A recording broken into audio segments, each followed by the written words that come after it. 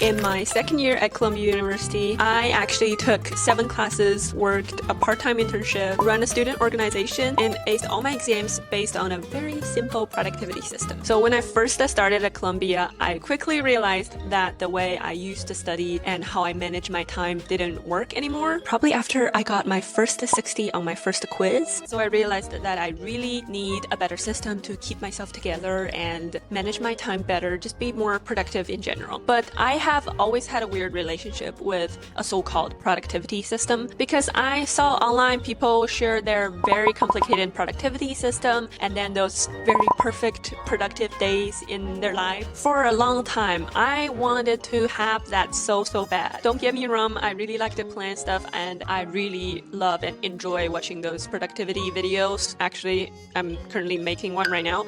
But for years, I was kind of stuck in this cycle of watching YouTube videos on planning and productivity. So I started to copy that and try it for myself. Then maybe I stick to it for a couple days or even maybe a couple weeks. Then I give up and eventually I kind of stay in a rotting area long enough to finally have the motivation to watch another YouTube video and start the cycle again. So eventually, after a lot of trial and error, I just finally realized that a complicated productivity system just doesn't work for me. So I decided to stick to the basic. As long as I get the work done, I don't need to be productive every single second and plan out every single minute of my day. Let's just get into it. Get into it. Sorry, that was awkward. I don't know why I did that. So the first step is to have a calendar, preferably a digital calendar. And I have this habit of whenever I hear a deadlines for homeworks or exams, plans I made, or activities that I need to attend, I will immediately open my calendar app and then put that time in. This is the most life-changing habit that I can ever have. It sounds silly because you think, oh, I will remember that. I will put it in my calendar later. No,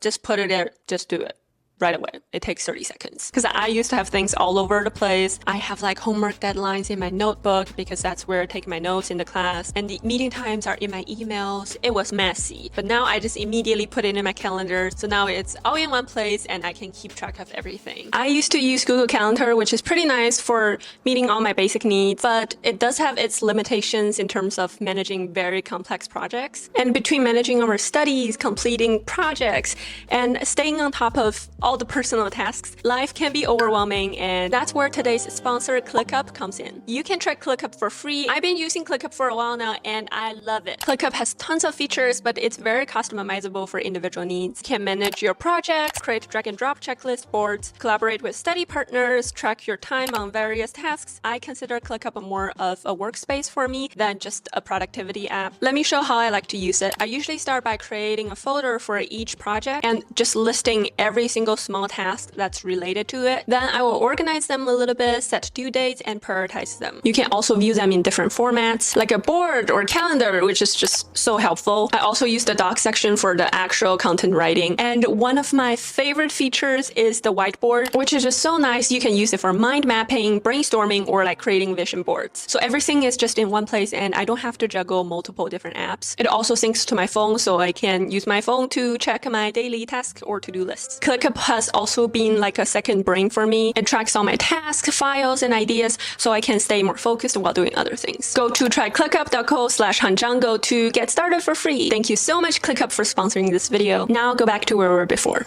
So now I have all the strict deadlines and the events that I must attend. I can start to plan my month or my week. So when I'm looking at the schedule for my next week, I don't do strict time blocking because it just never works for me. There are just so many things can happen and change the plans of the day. And I will never know my energy level because I will never know if tomorrow after I eat lunch, will I be super energetic because I'm full, or I will be in the food coma because I just eat too many carbs. So I really enjoy some flexibility in terms of what time to do what task on a daily basis. And there's one single rule that is so important and I follow it no matter what, which is always do the most important task. Sounds like common sense, right? But it's actually pretty hard to put this rule into action every single time. So the idea of the Eisenhower matrix is that every single task has 2 characteristics, which is urgency and importance. So this gives us 4 types of tasks: urgent and important, important but not urgent, urgent but not important, and neither urgent nor important. We all know that we should always do the urgent and important tasks, right? Those are usually like pressing deadlines, emergencies, or like a crisis that just happened. Basically, you just need to immediately do them or your life will be destroyed completely. But between important but not urgent and urgent but not important are the 2 tasks that we usually run into issues to choose between. And the answer is we should always choose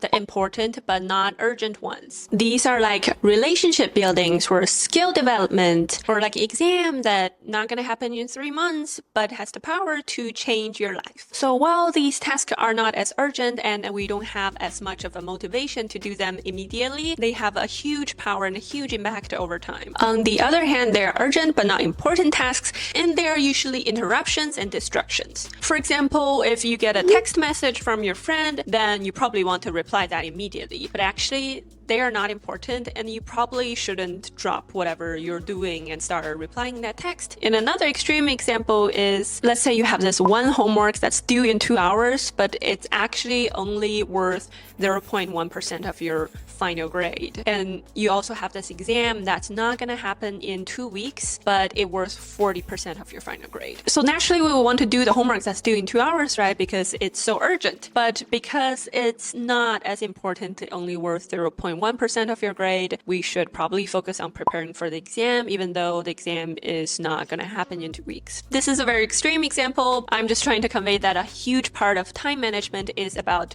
prioritization. Only do the things that are important and only do the things that are matter to you. So next thing is let's focus on each individual day. So every day when I wake up, I'm like many people, the first thing I do is to open my phone.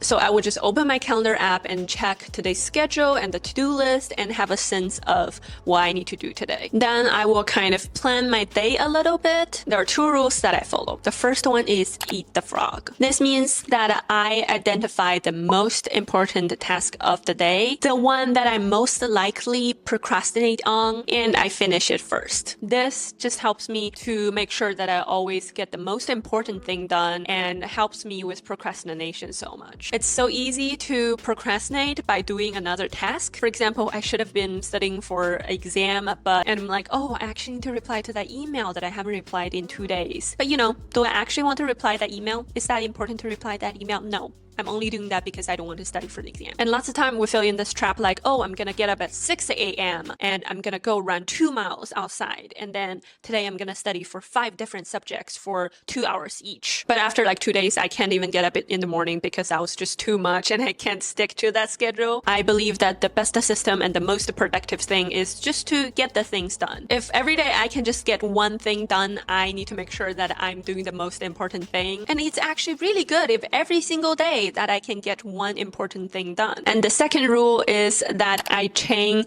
tasks together. There are tasks that are easy for me to do and it's quite enjoyable for me to do. Like we made plans with friends, and there are tasks that are harder for me to do, which requires more motivation, and we tend to procrastinate on these. So what I do is I chain the hard tasks to another task that I found very easy and enjoyable to do. For example, I go to lecture every single day and I really enjoy getting a coffee at that lecture building. So in the morning, I see my schedule that I plan to study for exam. That's in 5 days. So 5 days doesn't give me enough anxiety and motivation just to study hardcore on this exam. It's pretty likely that I will procrastinate. But I know I will go to the lecture today, so I planned that I will get a coffee at the lecture building and sit down in the coffee shop to study for the exam for a couple hours. Similarly, that's why I really like to study with friends, because it's really easy to make plans to meet up with your friends, and we don't tend to cancel those plans because we are looking forward to see our friends. Also, way more enjoyable to study together because it's fun. And on top of this, one of the side tip that I think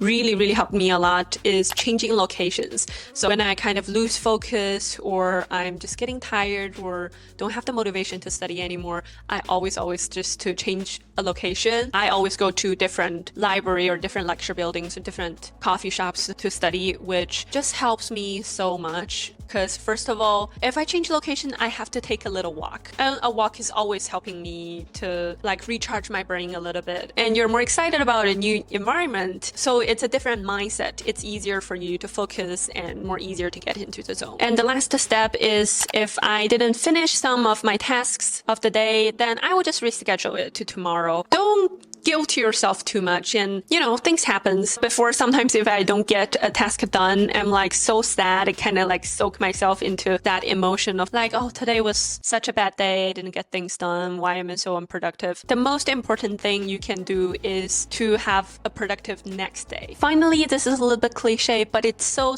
important, is if you want to be productive, you're gonna take care of your health. Like truly, health is the foundation of everything. If you're not physically or mentally healthy, it's impossible to be the most productive version of yourself. I didn't believe this for a while because I was like, yeah, everybody says you need 8 hours sleep and you need to exercise every day.